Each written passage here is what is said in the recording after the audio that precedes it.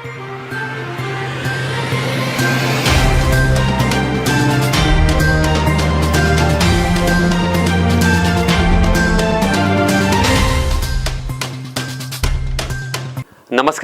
बस्तर की बात में आपका स्वागत है। आज मैं हूं आपके साथ मोहम्मद अमीन लीला। कोविड का खतरा फिर से वापस लौटने की ओर है, इसीलिए सावधानी ना छोड़ें, सतर्क रहें और वैक्सीन के दोनों टीके अगर अभी तक नहीं लगवाए हैं तो लगवा लें। ध्यान रहे, आपकी सजगता ही आपकी सुरक्षा है। इन्हीं बातों के साथ आइए अब नजर डालते हैं आज की हेडलाइंस पर।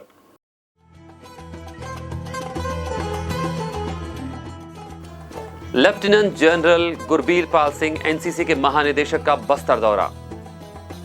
बस्तर हेरिटेज सोसाइटी के भर्ती विज्ञापन पर न्यूनतम वेतनमान लागू करने आम आदमी पार्टी ने सौंपा श्रम अधिकारी को ज्ञापन। कृमि रोग से बचाने संभाग के 12,16,000 बच्चों को दी जाएगी एल्बेंडाजोल की गोली। और कांग्रेस भवन के समक्ष एक कांग्रेसी ही बैठा आंदोलन पर मामला युवक कांग्रेस चुनाव का। बस्तर की बात में अब खबरें विस्तार से। बस्तर विश्वविद्यालय के अंतर्गत आने वाले महाविद्यालयों में परीक्षा शुरू हो गई है और अनियमितताओं की शिकायतें भी मिलने लगी है। पिछले दिनों हुए पर्यावरण प्रश्न पत्र स्नातक तृतीय वर्ष का होना था, लेकिन प्रश्न पत्र स्नातक पूर्व और अंतिम के लिए एक ही बनाया गया था, जिसके चलते स्नातक पूर्व के विद्यार्थियों के लिए पेपर आउट होना माना जा रहा है। लेकिन विश्वविद्यालय परीक्षा विभाग के अधिकारी इसे त्रुटि नहीं मान रहे हैं। उनका कहना है कि पर्यावरण विषय स्नातक अंक सूची में नहीं जुड़ता है और इस परीक्षा को 3 वर्ष के पाठ्यक्रम में किसी भी वर्ष उत्तीर्ण करना होता है। इस वर्ष ऑफलाइन परीक्षा को ध्यान में रखते हुए यह प्रश्न पत्र तैयार किया गया था। स्नातक पूर्व और अंतिम वर्ष के विद्यार्थियों की परीक्षा एक ही साथ होनी थी, लेकिन ऑनलाइन परीक्षा होने के चलते यह स्थिति निर्मित हुई है। उन्होंने कहा कि अब पर्यावरण विषय का प्रश्न पत्र स्नातक प्रथम वर्ष और स्नातक द्वितीय वर्ष के विद्यार्थियों को पृथक पृथक दिया जाएगा और इसकी व्यवस्था कर ली गई है। इस बारे में पूरी जानकारी दी सहायक कुल सचिव GD गावड़े ने। जो अब फर्स्ट ईयर और प्रीवियस के पर्यावरण का पेपर होना है, तो उसके लिए क्या व्यवस्था है सर? फर्स्ट ईयर और जो सेकेंड ईयर के जो पर्यावरण का अध्ययन का पेपर होना है, उसके लिए अलग से पेपर आएंगे। हम महाविद्यालयों को अलग से भेजेंगे उसके लिए। सर, जो पर्यावरण का पेपर मतलब पहले से मिल गया ऐसा कहना है विद्यार्थियों का, पेपर आउट हो गया एक तरह से, ऐसा कह रहे हैं, मामला क्या है? पेपर किसी तरह से आउट नहीं हुआ है। जो पर्यावरण का पेपर होता है वो सभी जो स्नातक स्तर के सभी पाठ्यक्रम के लिए समान होता है। इसलिए जो हम लोग ने ऑफलाइन परीक्षा के हिसाब से जो शेड्यूल तैयार किए थे, उसके हिसाब से प्रश्न पत्र तैयार किया गया था, तो सभी के लिए समान था। अब अलग अलग तिथियों में प्रश्न पत्र वितरण किया जाना है, तो पृथक पृथक हम जिन तिथियों में भी परीक्षा आयोजित होनी है उसके लिए भी पृथक से प्रश्न पत्र तैयार किए हैं और प्रश्न पत्र बच्चों को, परीक्षार्थियों को उपलब्ध कराएंगे। सर, गलती आखिर हुई कहाँ पे? गलती हुई नहीं है। एक्चुअली ये ऑफलाइन मोड से ऑनलाइन मोड होने की वजह से ये समस्या आई है और उसका समाधान हम लोगों ने ढूंढ लिया है। जिले में कृमि से बचाव के लिए राष्ट्रीय कृमि मुक्ति कार्यक्रम की तैयारियां शुरू हो चुकी है।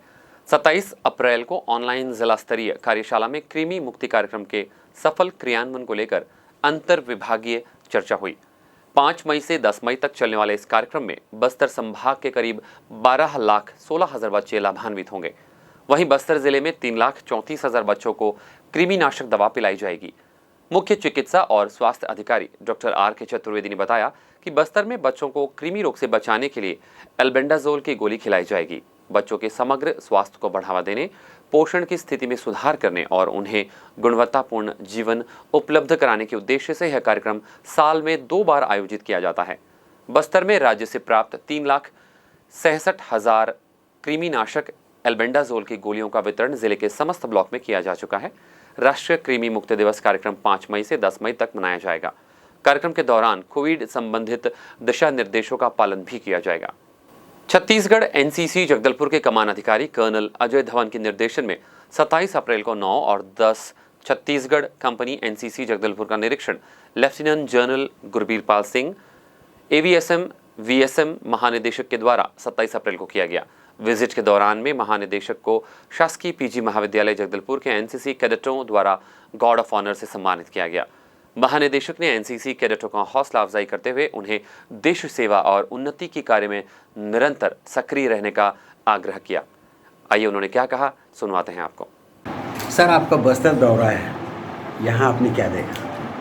मैं 2 दिन के दौरे में आया हूँ छत्तीसगढ़, और रायपुर ग्रुप एनसीसी का बहुत अहम और बड़ा ग्रुप है। इसमें 16 एनसीसी यूनिट्स हैं, और इस दौरान मैंने कल जो एनसीसी यूनिट्स रायपुर और उसके आसपास थी उसका निरीक्षण किया, और कल ऑनरेबल गवर्नर से मिलने का भी मौका मिला।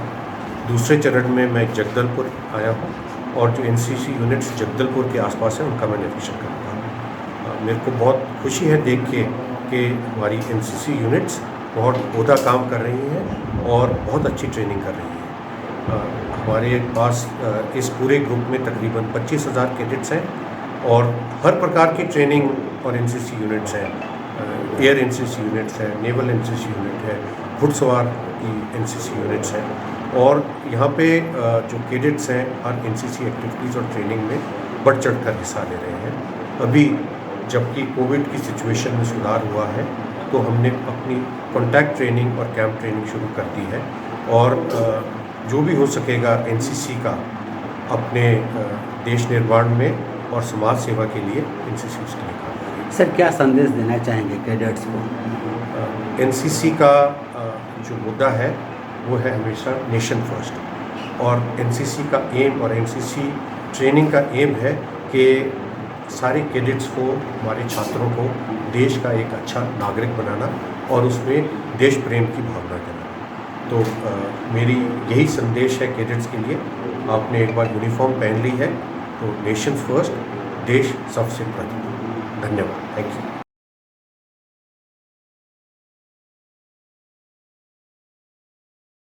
शहर के कई इलाकों में ट्रांसफार्मर के नीचे कटआउट लगाए गए हैं। यह कटआउट जमीन से काफी कम ऊंचाई पर लगे हुए हैं, और इन कटआउट बॉक्स को सही ढंग से बंद भी नहीं किया जा रहा है, जिसके चलते दुर्घटना का खतरा लगातार बना हुआ है। इसी तरह की अव्यवस्था निर्मल विद्यालय के पास स्थित ट्रांसफार्मर खंभे में देखी गई, जहां पर कटआउट लगे हुए हैं और यहां पर फ्यूज की जगह इसे डायरेक्ट कर दिया गया है। यह कटआउट बॉक्स खुला हुआ है। यहाँ पर बच्चों का आना जाना काफ़ी संख्या में होता है, और ज़मीन से काफ़ी करीब होने के चलते दुर्घटना का खतरा हमेशा बना हुआ रहता है, और सड़क के किनारे स्थित रहने के चलते कभी भी बच्चे और मवेशी इस कटआउट से टकराकर दुर्घटना के शिकार हो सकते हैं। यही स्थिति नगर के अन्य जगहों की भी है। इस ओर विद्युत विभाग के अधिकारी कर्मचारियों को जल्द ही ध्यान देने की आवश्यकता है। आमचो बस्तर हेरिटेज सोसाइटी द्वारा चपरासी, सफाई कर्मचारी और सुरक्षा गार्ड को एक मुश्त 6,000 रुपये मासिक वेतन पर नियुक्ति के लिए जारी भर्ती विज्ञापन पर आपत्ति दर्ज करवाई गई, और न्यूनतम वेतनमान नियम लागू करने की मांग करते हुए आम आदमी पार्टी की जिलाध्यक्ष तरुणा साबे बेदरकर के नेतृत्व में जिला श्रम अधिकारी BS बरिहा को ज्ञापन सौंपा गया। इस बारे में जिलाध्यक्ष तरुणा बेदरकर ने बताया। जय हिंद, जिंदाबाद साथियों।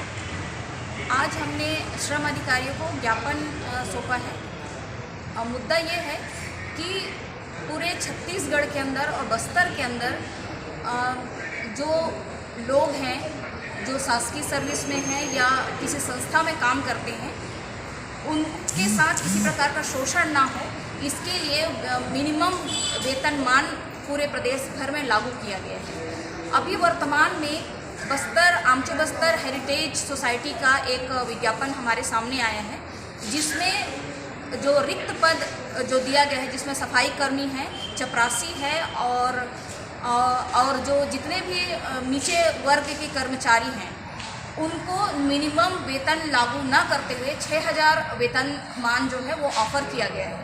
तो हम श्रम अधिकारी से इसी मामले को लेके हम मांग करते हैं कि किसी भी शासकीय या अशासकीय जहाँ पे लोगों को भर्ती किया जाता है या लोगों को नौकरी दी जाती है, तो ये श्रम अधिकारी की जिम्मेदारी होती है, और यहाँ के जो कलेक्टर हैं माननीय रजत बंसल, उनकी जवाबदारी होती है कि पूरे ज़िले के अंतर्गत कम से कम मिनिमम वेज जो होता है वो लागू किया जाए। जैसे हमें जानकारी है कि नगरीय और जो ग्रामीण क्षेत्र हैं उनका अलग अलग वेतनमान होता है। जैसे शहरी क्षेत्र का 9,840 वेतनमान होता है, और ग्रामीण एरिया का 9,540 जो मिनिमम वेज है वो होता है। तो हम श्रम अधिकारी से इस ज्ञापन के माध्यम से अनुरोध करते हैं कि इस प्रकार से वैकेंसी जो निकली है उस पर तत्काल संज्ञान लिया जाए और यहाँ के युवाओं को शोषण ना हो, इसलिए मिनिमम वेज की जो कानून ने जो प्रावधान रखा है उसको मिनिमम वेज लागू किया जाए। धन्यवाद। बस्तर की बात में वक्त हो चला एक छोटी सी ब्रेक का। आगे खबरें और भी हैं, कहीं जाइएगा नहीं, बने रहेगा हमारे साथ।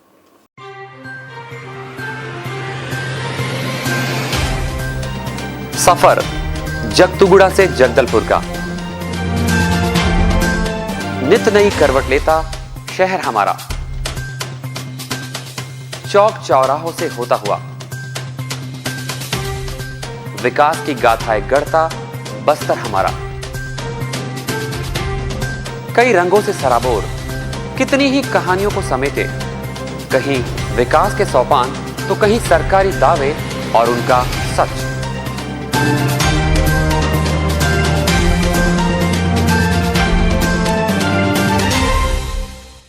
आतंक से दहलते जंगल, जमीन और जीवन,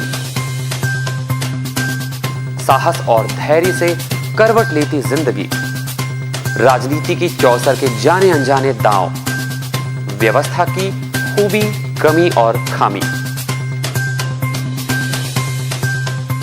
खूबसूरत नजारे।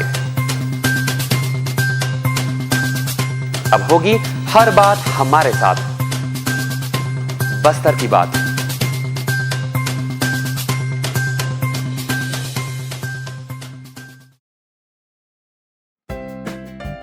देश की जानी मानी इंटरनेट प्रोवाइडर कंपनी रेलटेल अब अपने शहर जगदलपुर में उपलब्ध। केबल टीवी और ब्रॉडबैंड पाइए एक साथ, बेहतर सर्विस, शानदार गुणवत्ता, हमेशा एक जैसी स्पीड यानी 100 Mbps। लॉन्चिंग अवसर पर पाइए विशेष छूट, राज्य के शासकीय कर्मचारियों हेतु 10% की छूट, साथ ही रेलवे कर्मचारियों के लिए विशेष छूट का प्रावधान।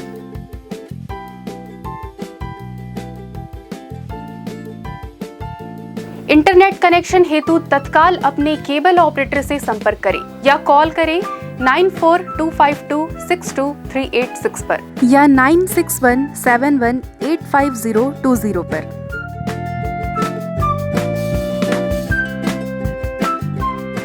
ब्रेक के बाद फिर से आपका स्वागत है। लौटते हैं खबरों की ओर।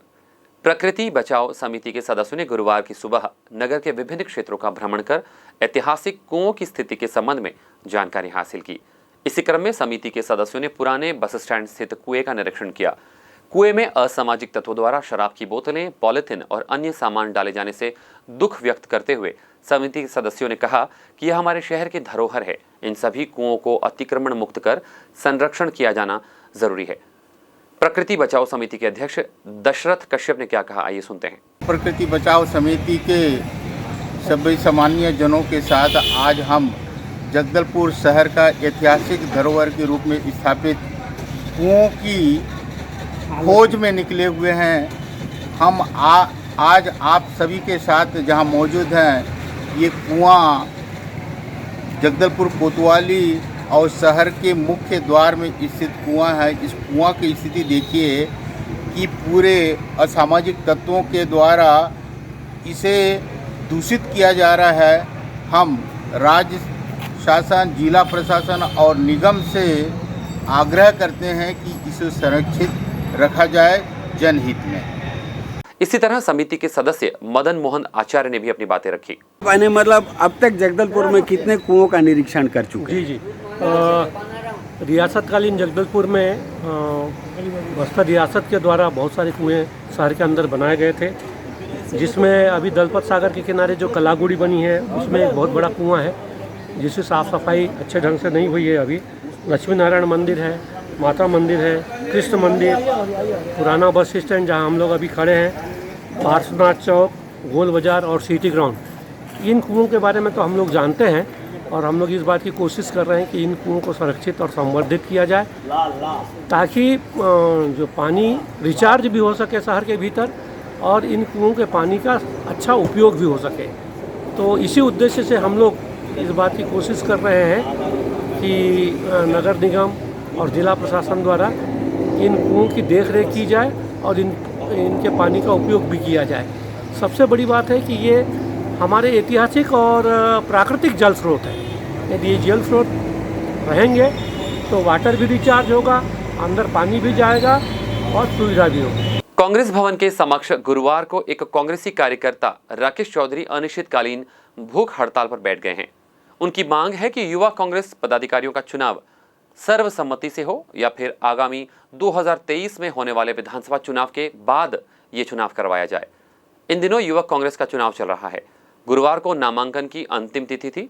अनिश्चितकालीन भूख हड़ताल पर बैठे कांग्रेसी राकेश चौधरी ने कहा कि युवा कांग्रेस के चुनाव से कांग्रेस पार्टी के युवा गुटों में विभक्त हो जाएंगे और कांग्रेस पार्टी आगामी विधानसभा चुनाव के पूर्व ही कमजोर हो जाएगी। इसीलिए वे युवा कांग्रेस चुनाव का विरोध कर रहे हैं। जी, क्या नाम है आपका? राकेश कुमार चौधरी। अच्छा, आप आंदोलन कर रहे हैं, किस विषय को लेकर? ये युवा कांग्रेस के होने वाले छत्तीसगढ़ में चुनाव को लेकर। तो आपका क्या विरोध है? विरोध नहीं, ये टाला जाए, बस मेरा ऐसा विचार है। क्यों? क्योंकि अभी आगामी 2023 में हम सभी को मिलकर विधानसभा के चुनाव लड़ने हैं, तो ऐसे वक्त में युवाओं को लड़वा कर ये चुनाव हम 2023 के नुकसान में जाते दिख रहे हैं। फिर से कांग्रेस एक बार गुटबाजी की शिकार होते दिख रही है। 2013, 14, 15 का माहौल बनते दिख रहा है। फिर से कांग्रेस वहीं जाते दिख रही है। गुटबाजी की शिकार है, इसको गुटबाजी में नहीं जाने दें। युवाओं में फिर से एक भेद पनपते जा रहा है कि मैं उस गुट का हूँ, मैं उसका नेतृत्व करूँगा। ऐसी बातों को लेकर हम लोगों ने पहले भी, मैं मुख्यमंत्री साहब से लेकर प्रदेश कांग्रेस कमेटी को लेकर राष्ट्रीय कांग्रेस तक मैं इस बारे में बता चुका हूँ कि छत्तीसगढ़ के लिए अभी ये चुनाव होना मतलब छत्तीसगढ़ की ही सरकार कांग्रेस परिवार के हित में नहीं है। और मेरी लड़ाई सिर्फ कांग्रेस परिवार के हित में है कि ये चुनाव 2023 विधानसभा चुनाव के बाद हो, अन्यथा ये चुनाव नहीं रुकने की स्थिति में भूखे यहीं बैठे रहूँगा। आप देख सकते हैं द बर्निंग बाइक। इस नाम से माजरा तो आप समझ ही गए होंगे, लेकिन हम आपको इस तस्वीर के पीछे के कारण को बताएंगे तो आप भी हैरान हो जाएंगे। इस बाइक में आग किसी के द्वारा लगाई नहीं गई है, बल्कि हाँ, खुद ही लगी है। वजह है ग्वालियर चंबल संभाग की भीषण गर्मी। ग्वालियर में गुरुवार को पारा 45 डिग्री पर पहुंच गया। यही वजह रही कि ग्वालियर देहात के डबरा तहसील अंतर्गत अग्रसेन चौराहे पर एक युवक द्वारा अपनी बुलेट गाड़ी को खड़ा कर दिया गया, लेकिन लगभग 2 घंटे तक तपती धूप के नीचे खड़ी बाइक को जैसे ही युवक द्वारा किक मारकर स्टार्ट करने का प्रयास किया गया, वैसे ही बाइक आग के गोले में तब्दील हो गई। युवक को बाइक से कूदकर अपनी जान बचानी पड़ी। धू धू कर जलती हुई बाइक कुछ ही देर में खाक हो गई। इस तस्वीर से अब आप अंदाजा लगा सकते हैं कि ग्वालियर चंबल अंचल में गर्मी का प्रकोप किस स्तर पर पहुंच गया है। मौसम विभाग की माने तो नॉर्थ ईस्ट से आने वाली गर्म हवाओं के चलते ग्वालियर चंबल अंचल में पारा लगातार बढ़ रहा है। गौरतलब है कि द बर्निंग बाइक घटना का वीडियो अब सोशल मीडिया पर भी काफी तेजी से वायरल हो रहा है। आप हमारे समाचारों को यूट्यूब पर भी देख सकते हैं। आइए अब चलते चलते एक बार फिर से नजर डालते हैं आज की हेडलाइंस पर।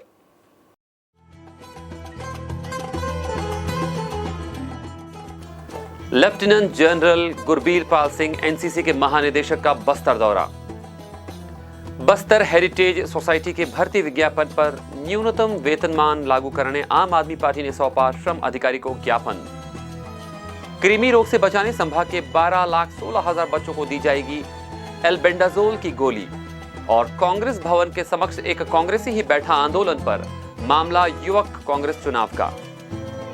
बस्तर की बात में आज बस इतना ही। कल आपसे फिर होगी मुलाकात कुछ और ताजा तरीन खबरों के साथ। तब तक के लिए हमें दीजिए इजाजत। नमस्कार।